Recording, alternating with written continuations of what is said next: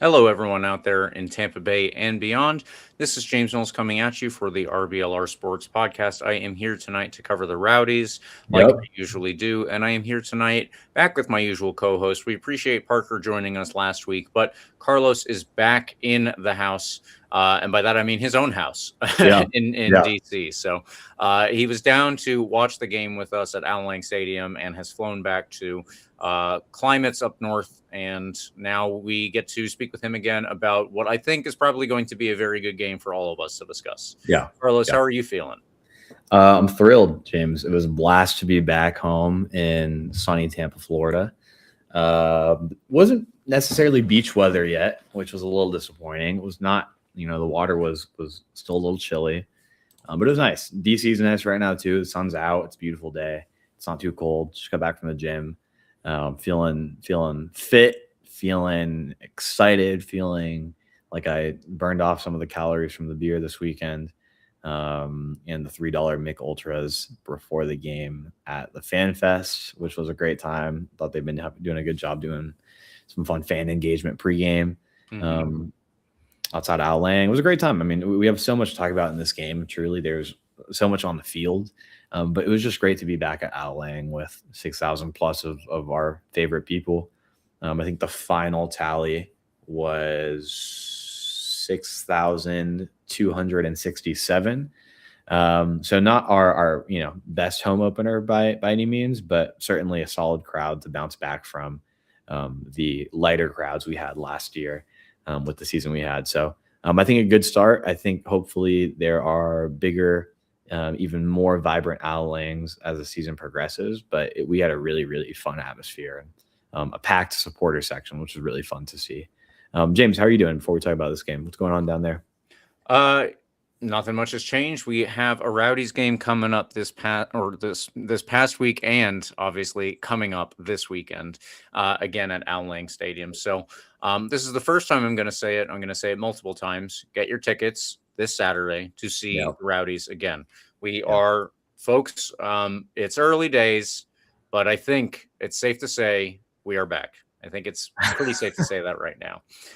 We are going to cover all the ways that the Rowdies either are or are not back, and then maybe we'll see exactly how convinced Carlos and I are, and you, the listener, as well.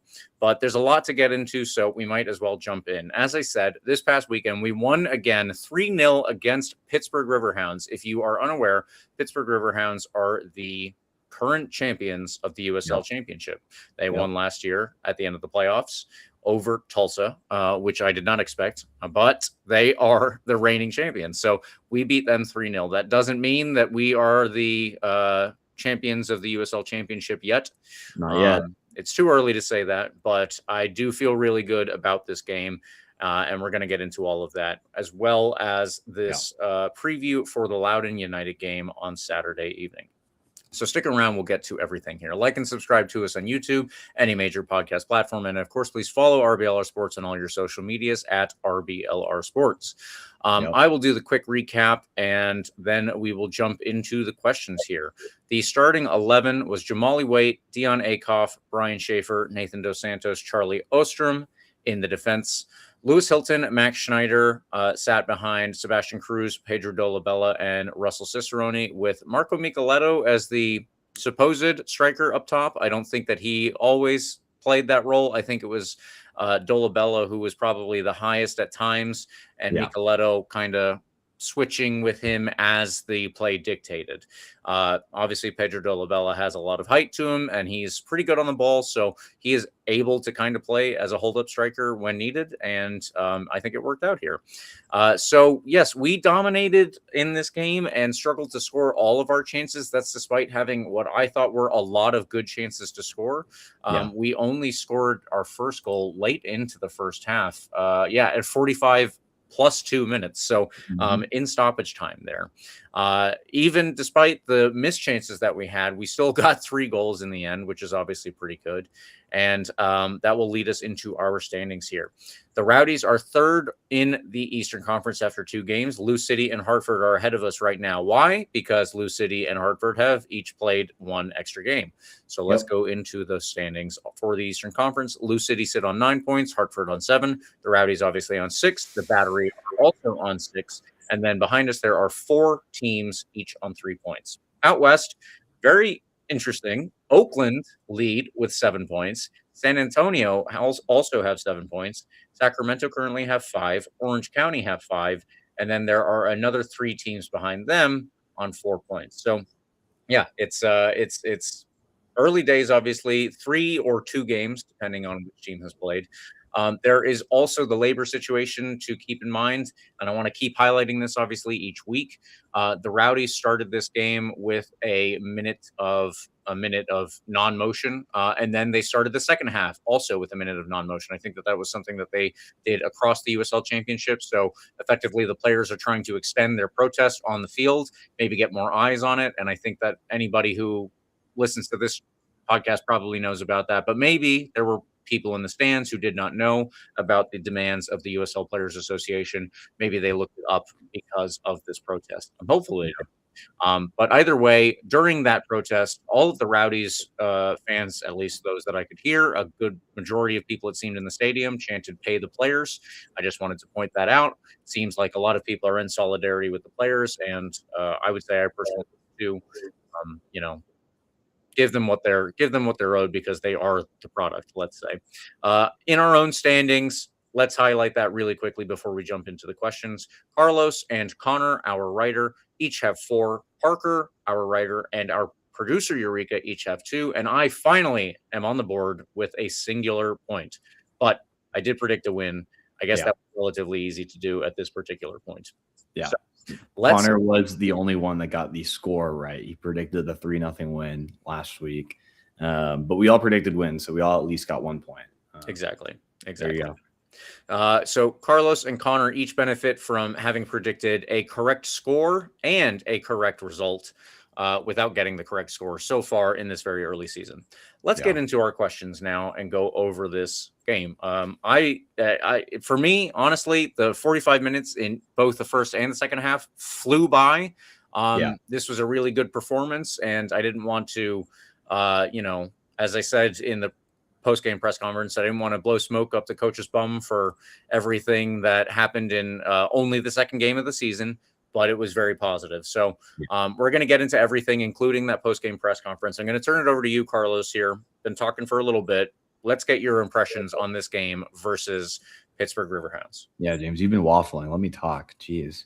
No, I'm joking. There was so much to like about this game, James. I mean, we could go first half, second half, as we like to do sometimes. First half was definitely the lighter of the halves in terms of chances for the Rowdies. Really, I think it was only 1 shot on target. Let me fact check myself. Yeah, 1 shot on target in the first half, 6 in the second half.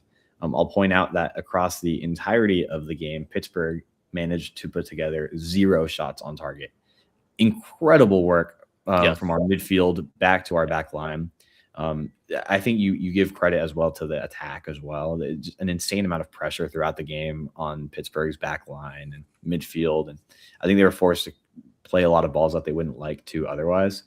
Shout out. I want to give a special shout out, by the way. We didn't talk about Pittsburgh's lineup, to my boy, Max Vieira, Georgetown kid, 2 years younger than me. Good friend of one of my fraternity brothers, recently made his professional debut for Pittsburgh.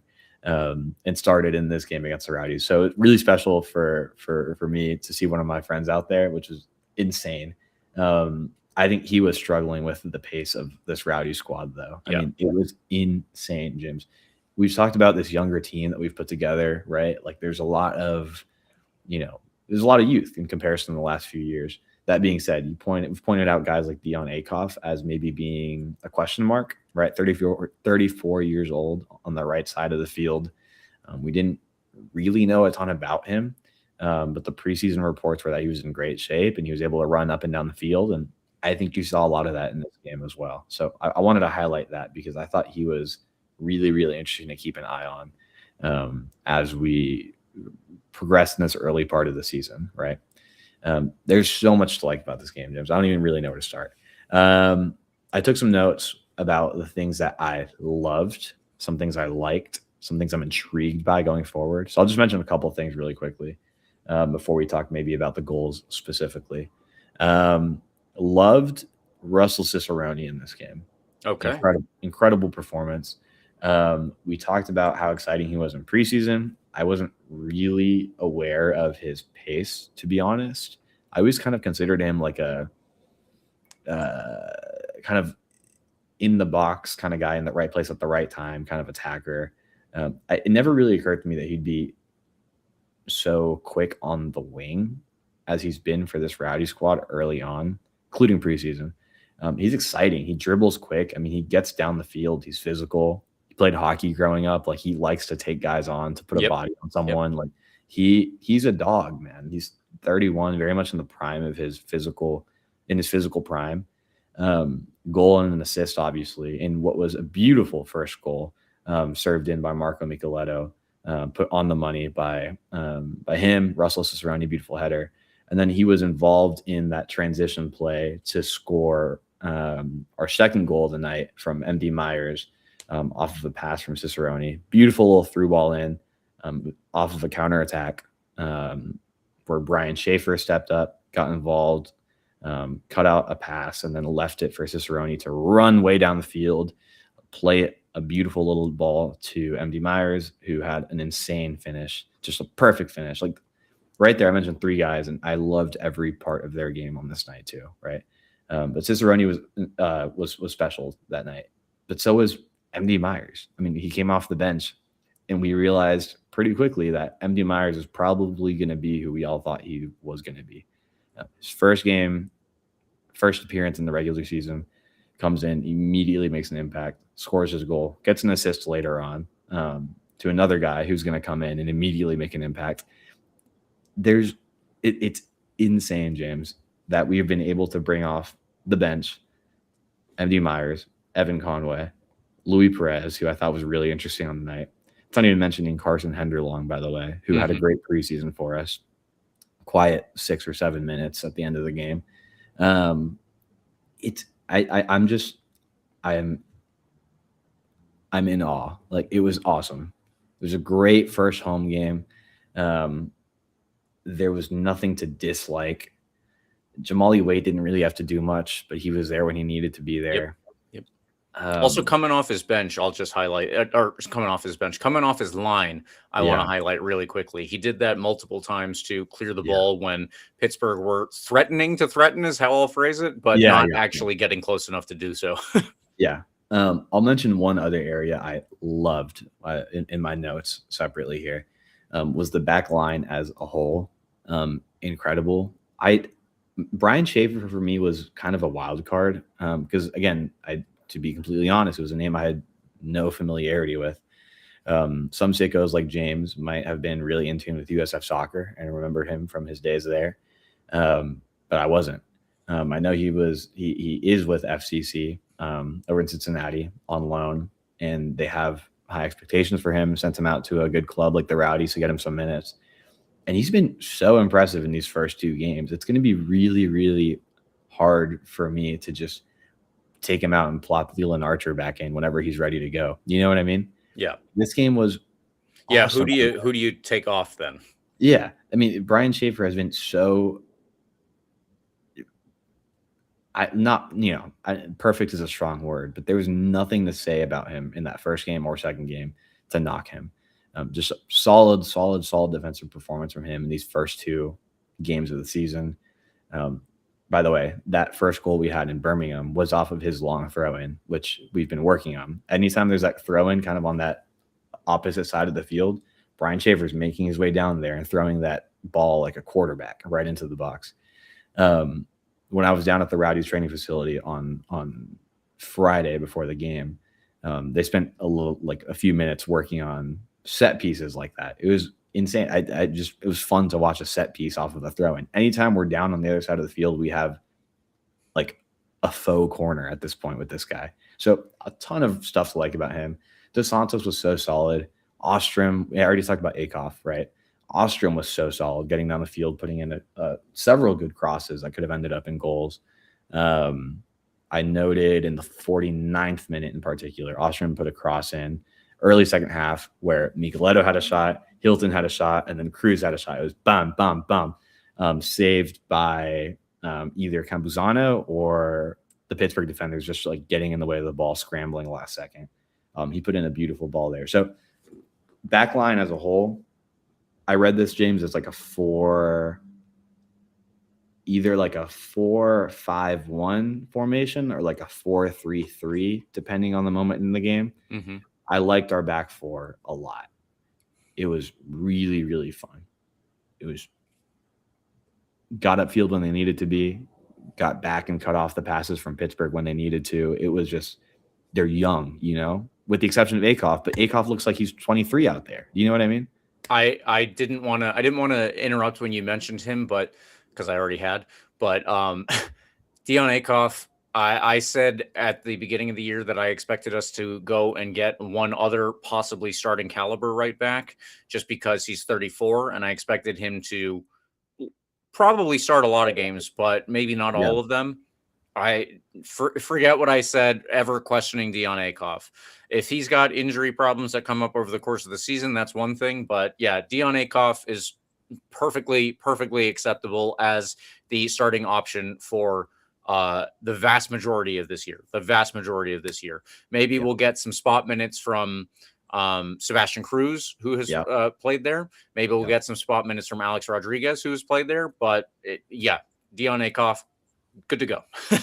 Just awesome. Like, and FOTMob's funny because I don't know why his rating is what it is, right? It's in the orange where the majority of the team is in the green, right? I don't know what stats they attribute to him to, knock him a couple points there. But he was so fun to watch. Like he puts his head down and he just gets downfield. He put an incredible 66 minutes together before he got subbed off for Luis Perez. I don't know if that was like a fatigue thing, but again, if you get 66 incredible minutes like that from Dion Akoff, I'm sold on having him start every game. Mm-hmm. Really, really interesting to take note of the substitutions as well, James, right? In the 66th minute, oh my goodness. I just mentioned Luis Perez, right? Luis Perez comes on, and Akoff comes out, Micheletto comes out, and MD Myers comes in. I didn't notice it at the time, but looking back, what I imagine happened, and you can correct me if you think I'm wrong, what I imagine happened is that Luis Perez goes out to kind of like the wing area where Sebastian Cruz was, and Sebastian Cruz dropped back into that right back spot. Yeah. Is that what you noticed? Yeah. Is that kind of about right? Looked about right. Okay. That is awesome to know. Like, that's just the flexibility of this squad to just move guys around and keep things unpredictable, I think was a lot of what Dominic Casciato wanted this year, right? And there's a comment on YouTube, if you're watching on YouTube, from John saying, we got hints of Dom's tactical approach last year, but now with the full squad in a home game, I feel like we definitely saw his style of play, which is very different from his predecessors, right? Yep. We talked a lot about his style of play in last season when he came in the offseason a lot, like looking ahead to this year, the attacking high pressure kind of game. On top of the attacking soccer, the high pressure soccer that he likes to play, one of the things that we've noted in the preseason is how dynamic the players he's brought in have been.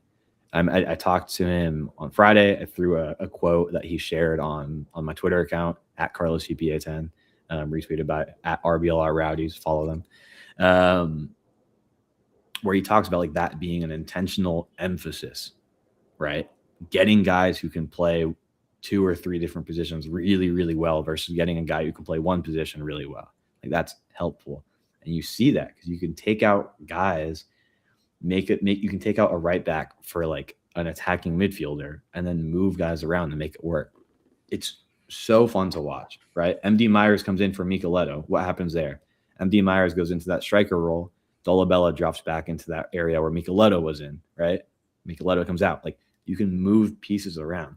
Dolabella started as a striker. That was not anything I would have expected. FOTMob says Micheletto was the main guy here. I don't buy that. No. Lolabella was definitely the point man here, playing as our main attacker for the majority of this game. But his ability to slot back into the kind of like attacking midfield role behind the main striker and MD Myers is awesome. Like this is fun. It's unpredictable for the opponent. It makes analyzing the game, as a casual fan who does a podcast every week, really, really fun.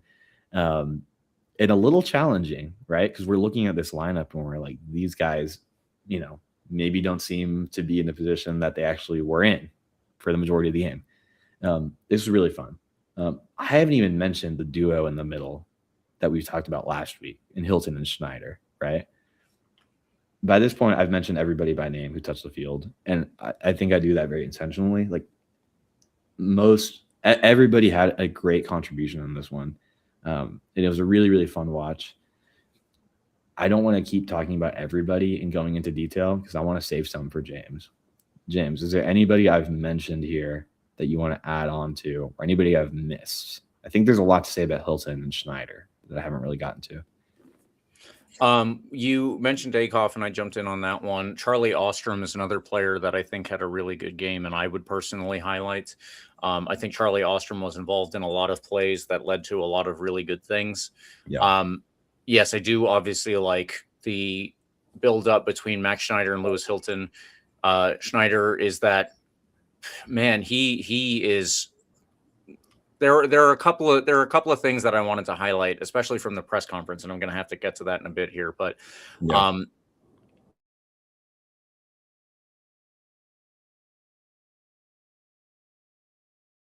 The coach, and then we spoke with Russell Cicerone, and then we spoke with Brian Schaefer. I think 2 or 3 of them, at least 2 of them, use the word relentless, and I think the whole team is, but also Max Schneider in particular, relentless. He just does not stop. He does not stop putting you under pressure and trying to make things awful for you. Lewis Hilton, absolutely. He is a deserved captain of this team, and I love what he does. I want him to keep playing this role. And he does it so effectively. It's such a joy to watch him out there kind of conduct this team with his. There was a time in this game, and I wish I remember the exact moment. I should have written it down, but he received the ball and there was an open player. I think it was coming towards the Ralph's Mob section. He turned with the ball in the midfield. It was 1 or 2 touches at the most. And there was a player already streaking. He hit the diagonal and it was wide open into space. It was so perfect. It's an embodiment of what Lewis Hilton does with the ball. And I love to see that. Next time, everybody, I will write that down. But there are a couple of other things that I wanted to highlight as well. So I'm going to turn over to the post-game press conference now. We had, obviously, as we talked about, goals from Russell Cicerone in stoppage time of the first half, then MD Myers in the 77th minute, and we got the third goal in stoppage time of the second half. Just to highlight what we did overall, 17 total shots from the Rowdies. Pretty good number. 7 shots on target. Fantastic number. Number. 4 big chances. Yes, I think it was 4 big chances.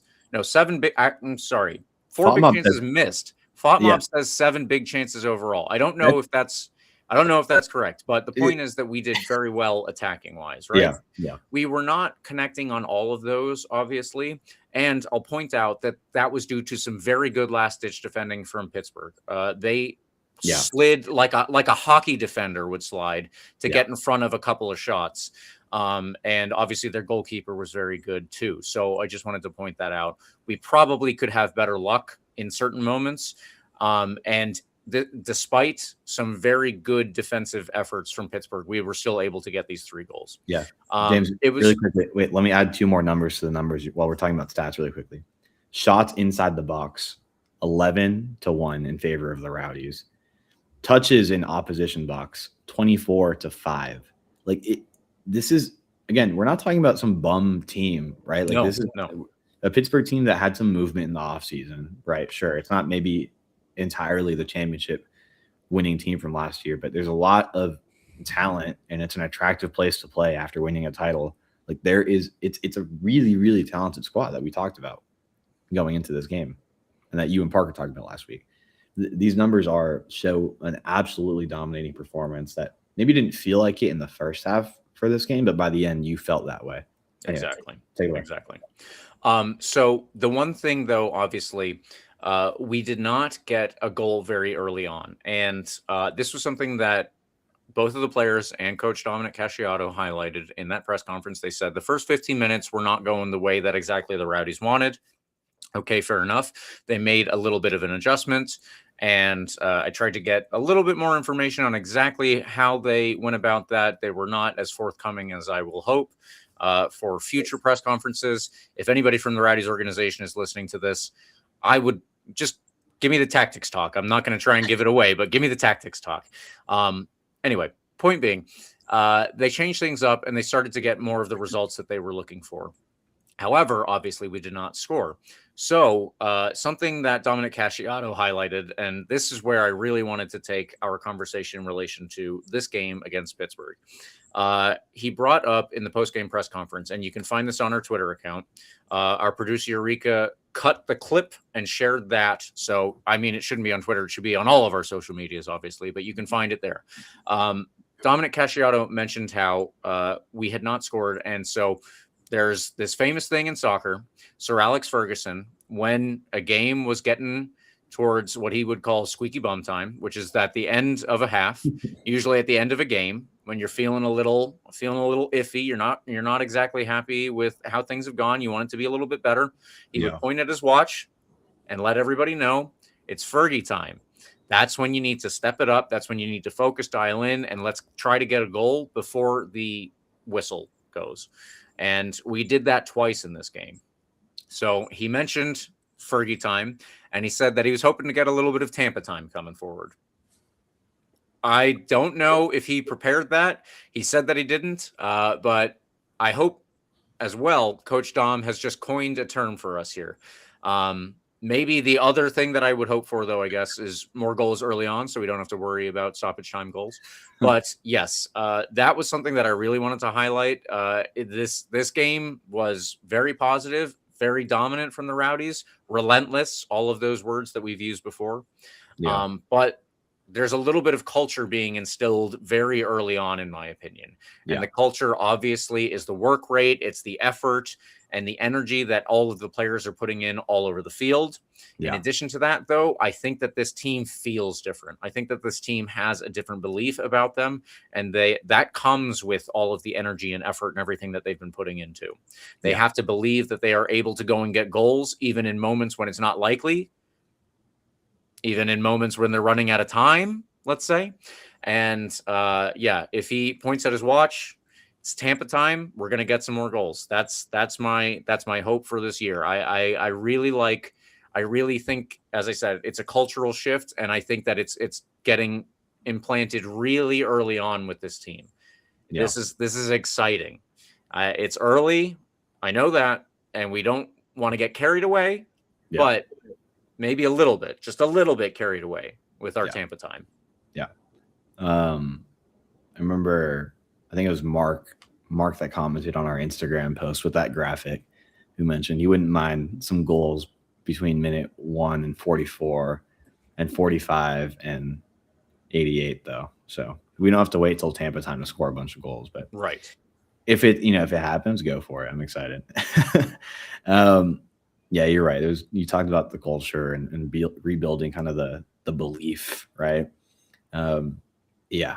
I think that was one of the things that you wanted to do when you bring in an entirely new squad, with the exception of Wyke and Hilton, right? And I think you're seeing that. It's a lot of young guys. We talked about it being a group of guys with something to prove. Some of the interviews we've had in the last few weeks, that's been kind of like a theme. Hungry young guys who have proven themselves maybe in League One, and now have a chip on their shoulders to make sure everybody knows that they're good enough for the championship and MLS and who knows what beyond that, right? So I think you're getting that, and it's been really fun. And we can talk about the goals a little bit individually, but I think overarching theme of this game was that it was exciting. It was high pressing, attacking soccer. with a group of guys that seem like they've been together for a couple years or something. Like they looked like they were having fun on the field. How could you not be when you win 3-0? Lewis Hilton is bringing all the guys over after the game, after their huddle, to come celebrate with Ralph's Mob and Skyway Casual in the supporter section, which again was really full and bumping and vibrant and loud, and was really fun environment to be in. I inhaled a lot of smoke bomb that was in front of me, but we move.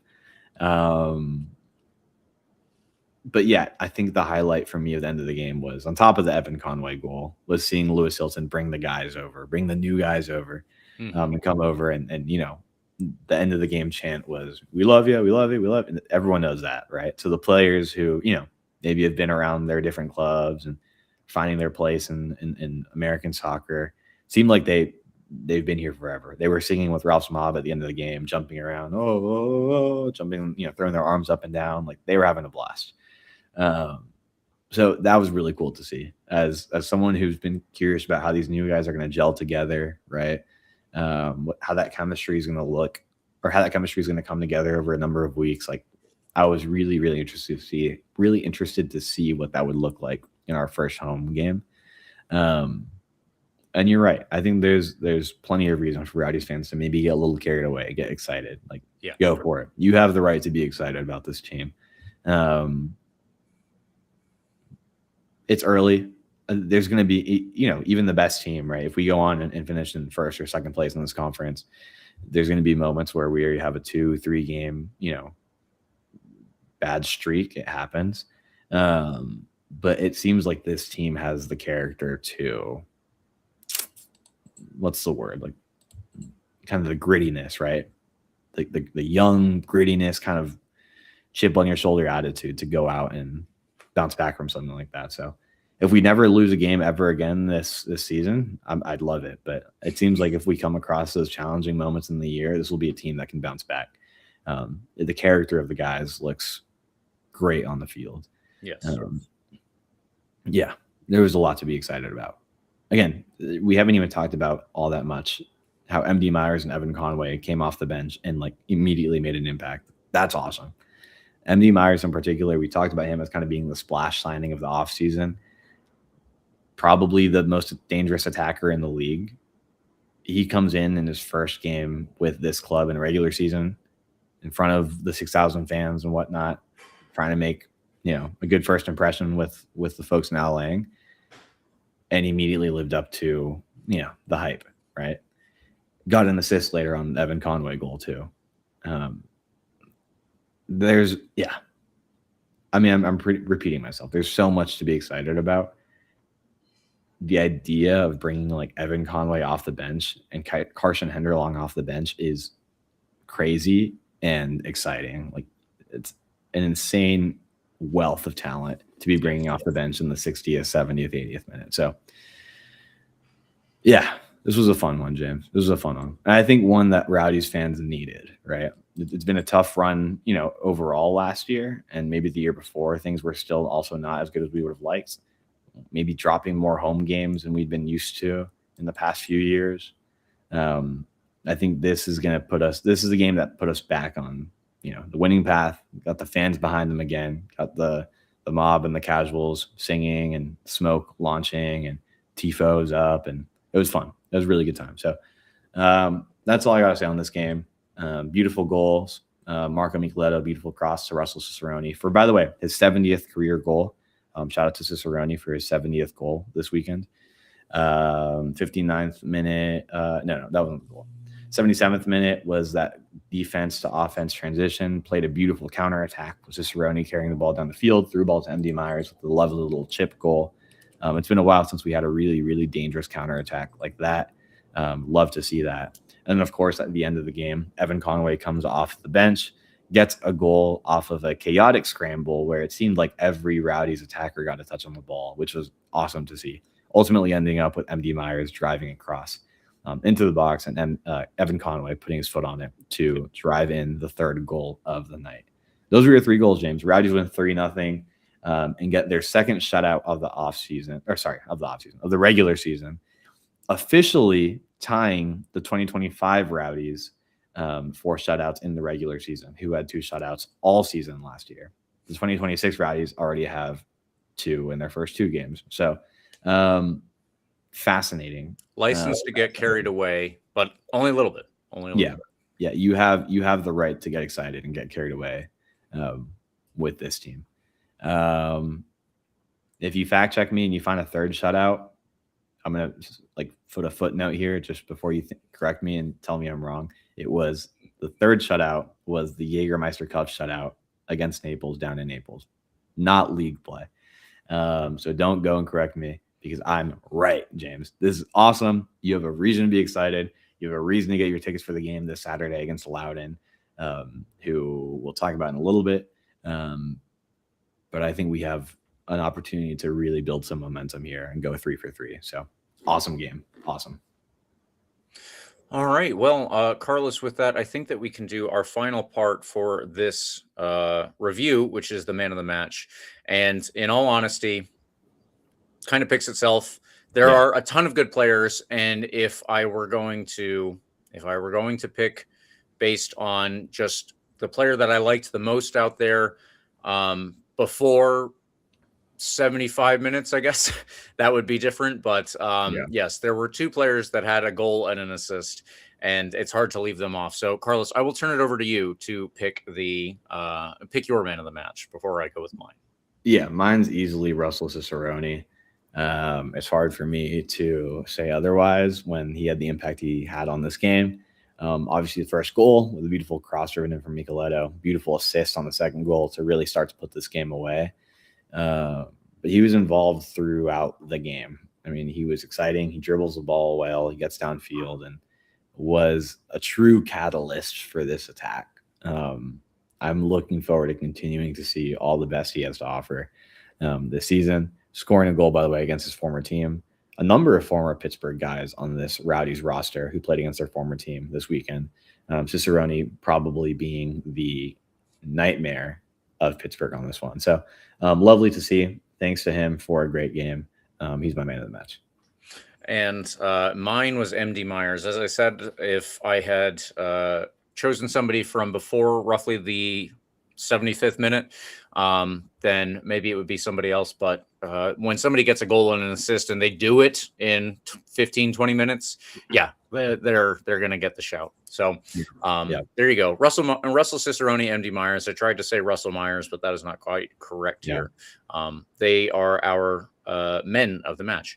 So we have to get into our preview. But before we do that, liking and subscribing is free. If you think you might need some new threads coming up this year, you can support our podcast a little bit more by heading over to shop.rblrsports.com and checking out all the designs that we've got cooked up there.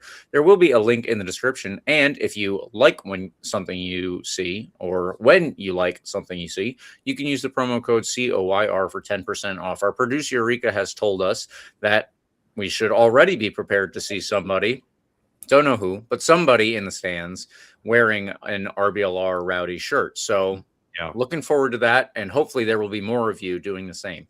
Like I said, please check out the link, and we hope to see you there.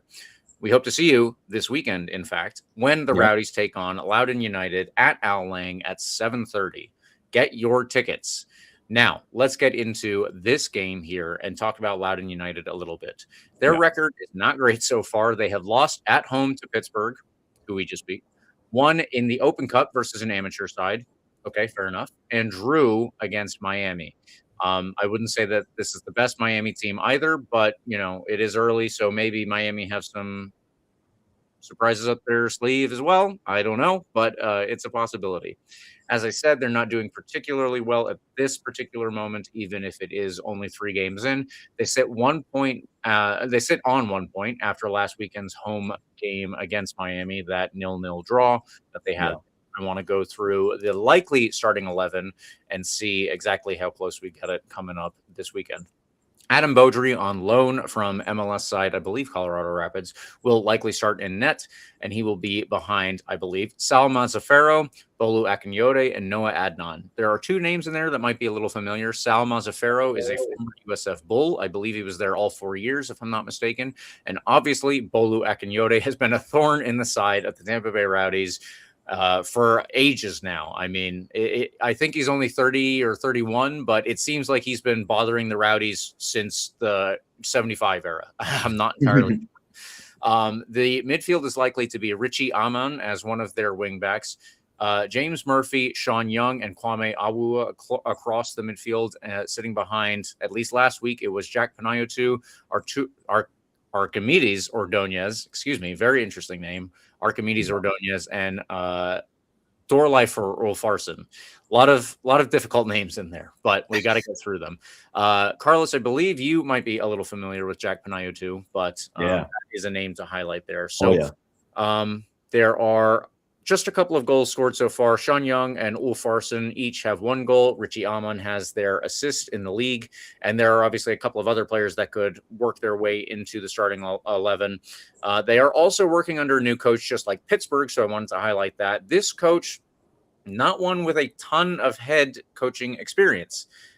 He has bounced around the lower divisions in England and not necessarily always as a head coach. If I'm being perfectly honest, when I saw that they announced him, Carlos, I think you and I probably talked about this in one of the offseason or preseason episodes. And when I looked him up, it was a complete mystery to me. I don't know where they got him. I don't know how they got in touch with him. It must be some interesting work for that agent, but something that there is to highlight. Carlos, are there any other players or any other trends related to Loudoun United you would like to highlight before we go on with the predictions? Noting that this will be their first away game. So always a challenge, I think, to play in the new ground. A lot of young guys, obviously, but there's definitely a mix. Kimi Ordonez, their striker. My girlfriend just texted me. She's watching. She's a big FCC fan, Cincinnati Academy guy. Lots of potential. I'm surprised he ended up at Loudoun because I think he's got a lot of talent. I remember he's better than them. Yeah, with all due respect to Loudoun. Jack Panayotu, Hoya, great in the midfield, a huge threat in the attack. He's really quick and is able to get downfield and rip a shot from outside the box or play a ball into, a really dangerous attacker like Kimi Ordonez. I think that's probably your most dangerous duo in the attack. I don't really know anything about Ulfarsson, to be honest. I don't know where they found him. We talked about that. So maybe he's good. But I think you have to keep an eye out for Panayotu and the Ordonez combo up top. Everybody else is kind of a mystery to me, with the exception of Akinyode. Just looking at the stats from Beaudry, their 19-year-old keeper, he had a really good game against Miami. Was actually the man of the match in their game, their 0-0 draw with Miami. He had 10 saves, very impressive, against a Miami squad that is a little bit of a wild card for us, I think. We don't know what they're going to really kind of grow into this season. But Miami did create 11 shots on target and had 3 big chances against this Loudoun squad. Obviously, all of them were stopped by this young Loudoun keeper in Adam Beaudry. So if you haven't heard that name, maybe he's one to keep an eye on. He's on loan from, I believe, Colorado, right? Yeah, and current U.S. Youth National Team player too. So yeah, so certainly a lot of talent in that goalkeeper spot. I think, it's not that there's a lack of talent on this team either, right? Like there's certainly names to keep an eye on, names that you might recognize, and again, wild cards that could really flourish into something like this Ulfarsson guy. Truly, I don't know where he came from, but has some experience in MLS with Houston and in Iceland, and I don't know, whatever. Maybe he grows into something really good in the USL. I'm curious to see how it comes together for them. It doesn't look like they created a ton in the attack, but they certainly held their own defensively against a Miami squad that did actually create a lot in the attack this past weekend against them. So maybe they come. I think you can probably expect them to come into Tampa Bay playing off the ball a lot, sitting back, maybe absorbing some pressure, and then using the youth that they have to create some dangerous counterattacks. I'm kind of speculating. I don't really know. This is a new team that they've put together, and they haven't played an away game yet against a really good team like the Rowdies. But that would be my guess, that they want to try to absorb some of the pressure and take advantage of the young, speedy Ordonez and Peniotu, and the young guys they have out on the wing as well. Amon 22. Wu is actually 30. So, I mean, he's very much in his prime as well. Maybe quick. I don't know, James. Truly, I don't know. Point is, they haven't had some great results early on, and their only win was against Westchester, an amateur. Not Westchester. Yeah, not that one. Not Westchester, the League One club, which seems like it operates like a semi-pro club, but Westchester, the actual amateur club. Damn, who thought that they would be catching strays on this stream? Dude, they have like a chat GPT generated logo and 30 people there. Like, I don't know. Anyway, point is, I think this is a game you want to ride some momentum into and capitalize off of a nice weekend performance this past weekend, right into this game against Loudon, who is still finding their identity, I guess. But a team we need to be careful with, because like I said, Peniotu, plenty of talent. Kini Ordonez, plenty of talent. They can really create something quickly in a counterattack. So you got to be careful, got to be ready. I like the speed we have on the back line to match their speed. So Brian Schaefer, sneaky quick. Dos Santos was quick. Ostrom is quick. Akoff is quick. We maybe just keep one more guy back. I don't know. I think you want to try and match their speed in with our back line. So we'll see how it goes. Yeah. Swashbuckler. I think that's JD in the YouTube comments. What I'm hearing is that the USL Championship is 75% Georgetown graduates. Yeah, I guess so. There's a lot of them. They're good, man. We sent one. Dante Pulvara, I think, is the only one that we've sent abroad so far in the last few years. He made it to he's back, by the way. And he's back. He's at St. Louis, I think, MLS. But yeah, if you're listening to this and you're a really good high school soccer player and you want to play good college soccer, Georgetown sends you to the pros. What can I say? Brian Wee should pay me for this recruiting message I'm throwing in here. Head coach of Georgetown. All right, James, let's jump into predictions. I feel good about this game. I don't know about you. What do you tell us? Why don't you tell us about your prediction? Yes, I am also feeling good about this game. And in all honesty, my gut is telling me, just like you said, we have momentum, and this seems like a team that we should be able to knock down. So I would like for us to continue that momentum at the exact same level that we have had it so far. By that, I specifically mean getting a shutout here. The issue, of course, is that shutouts are very difficult. Yeah. As much as we apparently limited Pittsburgh to very few shots overall on target, in our box, what have you. It doesn't take too much for one mistake to happen. So I would like to see a shutout, but I'm going to go with a 3-1 win and just give myself the room there to rely maybe on Ordonez getting a goal here. Maybe Carlos's famed buddy Jack Peniotu. There are a couple of other players within the Loudoun United team that come off the bench, obviously, and they might be able to contribute here. But I think that there's just too much of a possibility of them to get a goal. I should have highlighted this earlier, but one other player on their roster is Pacific Nyongabire. He good point. Probably won't score, but Carlos has also pointed out many times in the past that every former Rowdies player will either score against us or get a very good chance against us. We have seen that multiple times. We have seen multiple goals. In fact, Junior Etu, I think, in this past game got a relatively good shot off, if I'm not mistaken.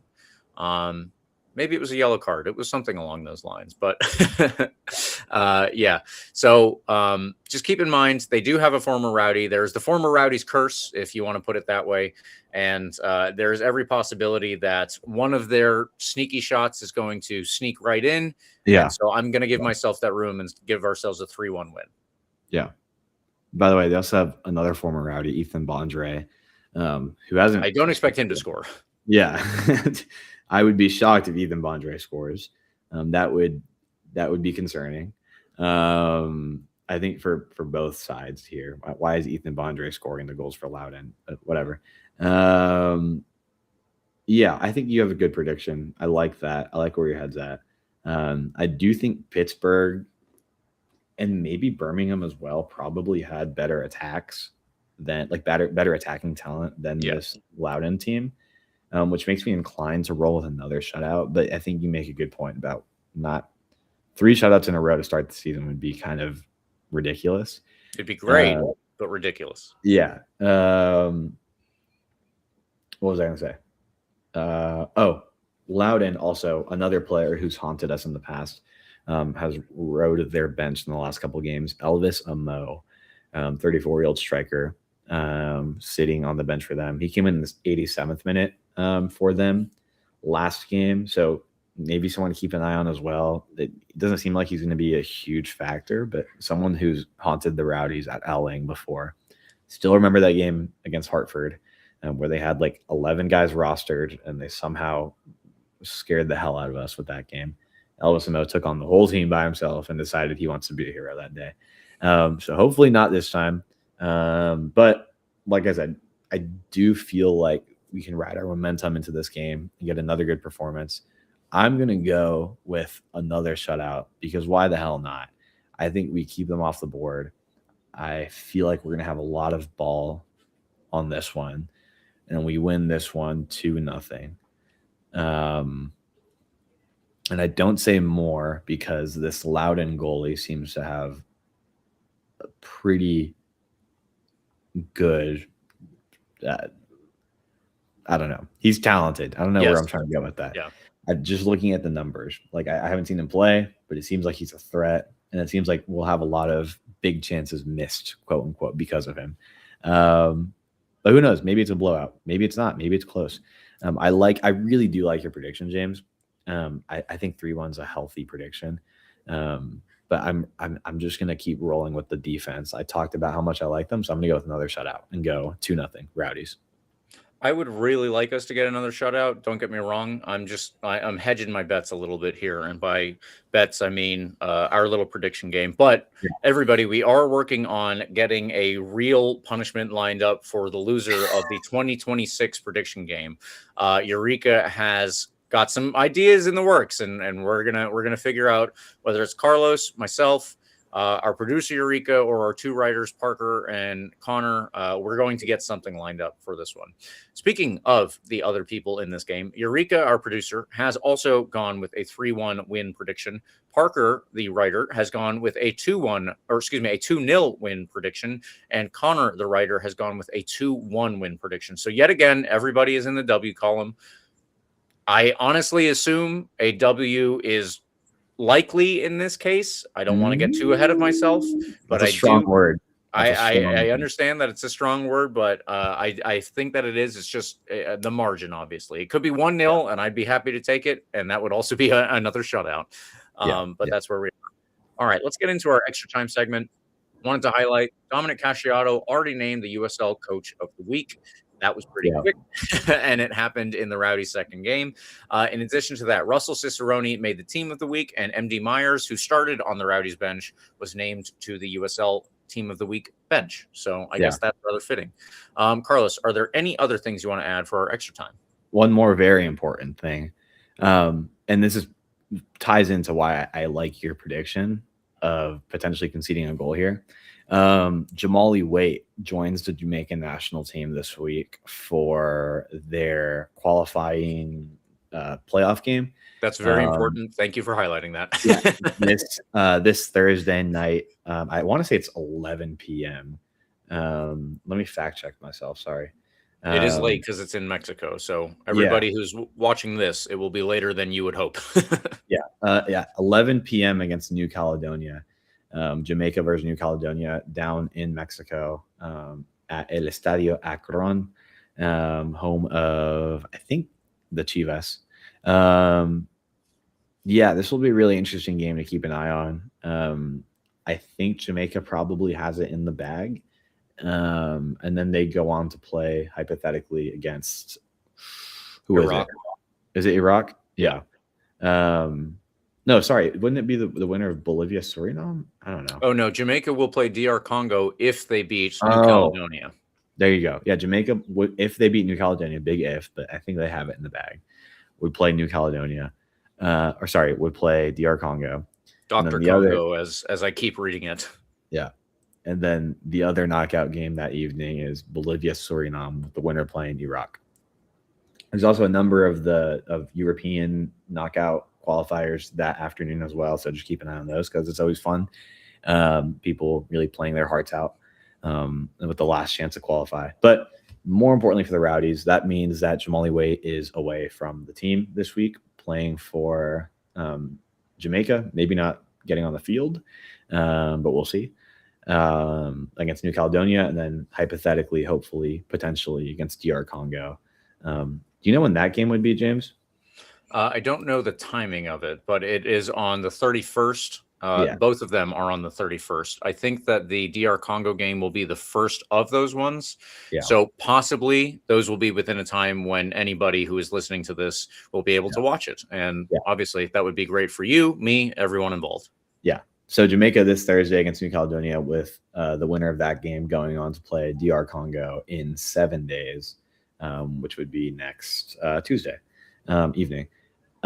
Super exciting, super fun. Best of luck to Jamaica. They have our colors on their flag, and incredible jerseys.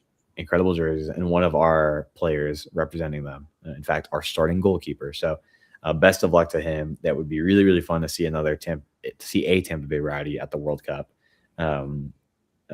Stat legend Jake Nutting, who works for the Rowdies, let me know that the last time we had a Tampa Bay Rowdy at the World Cup was from that first Tampa Bay Rowdies squad in 2010, the modern era. Yeah.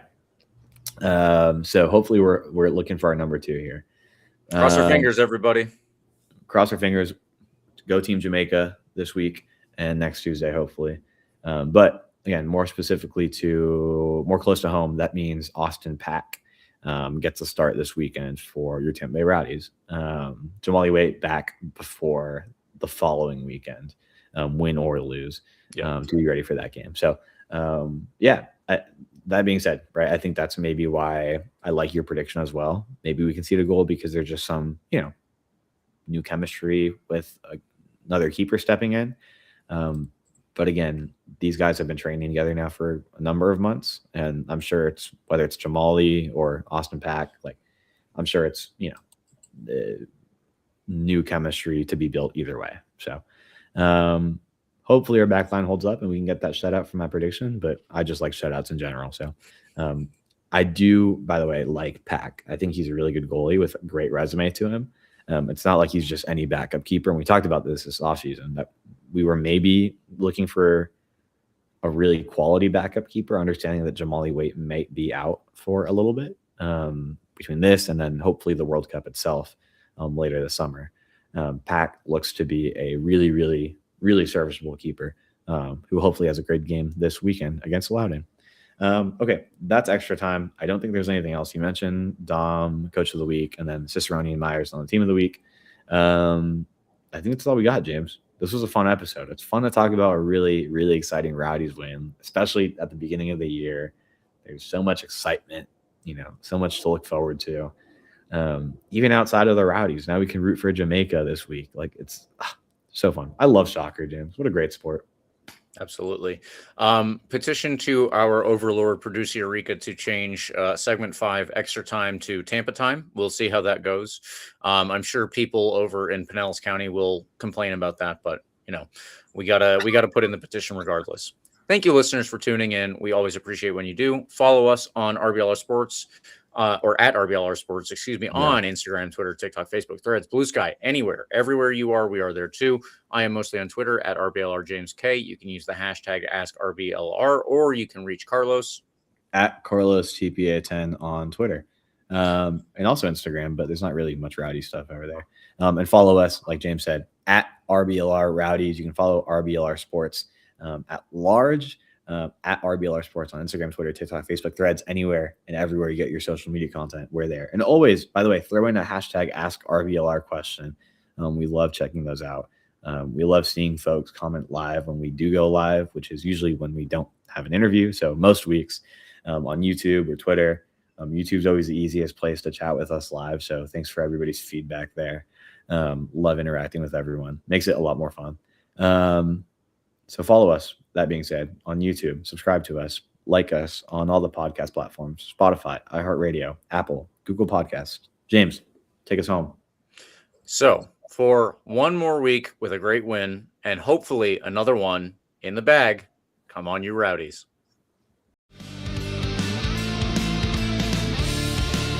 Thank you for tuning into this presentation by RBLR Sports. On your way out of the stadium, please remember to like and subscribe.